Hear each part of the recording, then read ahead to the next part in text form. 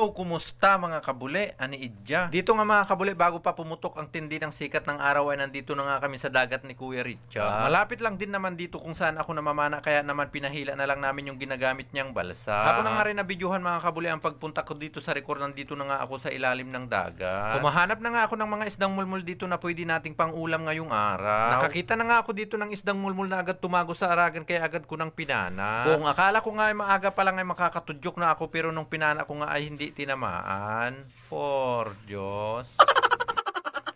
Mabuti na nga lang saglitan pa lang ng una kong sablay sa una kong pinana ay may nakita na naman akong isda. Pagkapana ko nga ng isda mga kabuli ay sumablay na naman ako, muli akong nagkamali sa pangalawang beses. Sa mga pagkakamali kong yan mga kabuli ay hindi nga ako nawalan ng pag-asa. Dahil nga rin sa mga pagkakamali kong yan ay natuto ako, kaya naman pagbubutihan ko na sa mga susunod. Wala namang perpektong tao mga kabuli, lahat tayo nagkakamali. Kaya naman kapag tayo ay nagkamali kahit ilang beses pa yan ay huwag tayong mawalan ng pag-asa. Gawin na lang natin itong basihan na mas pagbubutihan natin sa mga susunod nating hakbang sa buhay. Dito nga sa pangatlong pinana ko sa wakas ay nakatudyok na nga rin ako ng isda. Hindi ko na nga ito dinakma dahil hindi naman pumapalag, maganda ata ang aking pagkakatudyok. Dito nga mga kabuli ay nakakita na naman ako ng isda. Pagkapana ko nga sa isda tinamaan, pero hindi maganda ang aking pagkakatudyok. Nang pumalag nga ito biglang nakawala, nakabulos. Mabuti na nga lang hindi siya gaanong lumayo, nakita ko pa kung saan siya sumiksik. Medyo maano ata itong isdang ito dahil kinukulang siya sa isang tudyok, gusto niya dalawa. Sa pangalawang tudyok ko nga sa kanya mga kabuli ay hindi na siya pumalag, nakontento na siguro. May nakita nga na naman akong isda dito, kaya naman agad ko nang linapitan. Agad ko na nga rin pinana nang makita ko yung kanyang ulo, ang lakas ng palag, kaya naman agad ko nang kinamal. Akala ko nga maliit lamang ito, malaki pala, kaya naman malakas yung kanyang palag. May nakita nga na naman akong mulmul dito na agad nagtago sa makapal na araga. Kahit yung kaliskis nga lang ng isda ang nakikita ko dito ay pinana ko pa rin, baka sakaling tamaan, pero tinamaan. Dinakma ko na nga rin ito dahil hindi nga ako sigurado kung maganda ang aking pagkakatudyok. May nakita nga na naman akong mulmul dito na agad siyang tumago, kaya naman agad ko nang sinisid. Pagkapana ko nga dito, alam kong tinamaan ko yung isda 101%,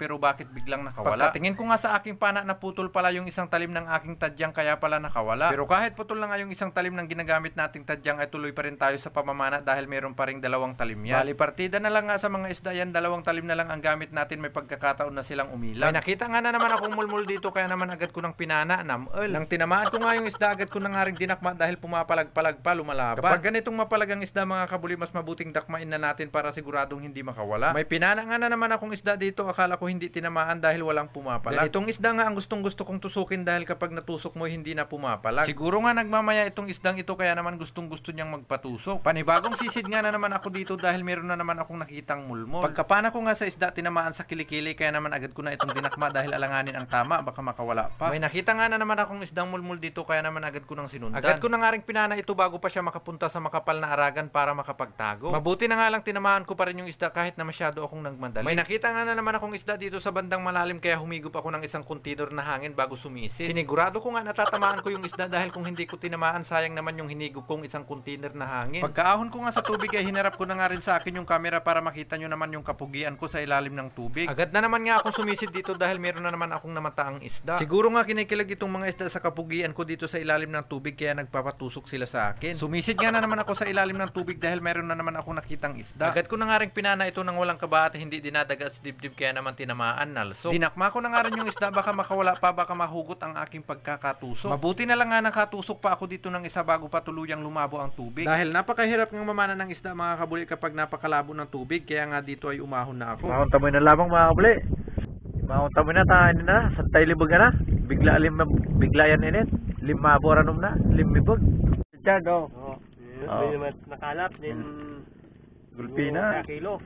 Nakakalapin sa kilon barangan gulpin lang. Sumasurok sa kilo ite. Tawad sa inyo, palanggana. Ay, madali kami tamo na na kunti sa baybay, nangalap tamo kunaan. Gusto ko nga lang ulit magpasalamat sa inyo mga kabuli dahil sinubaybayan niya na naman itong aking pamamana hanggang dito sa dulo. Sana bago matapos itong aking bagong adventure mga kabuli ay nyo na namang i-like at i-share itong aking video. Para naman mas marumami pa ang makapanood ng aking bawat adventure at mas rarami pa ang susuporta. Mas hanggang dito na lang po, kita-kits na lang ulit tayo next episode. Por Diyos.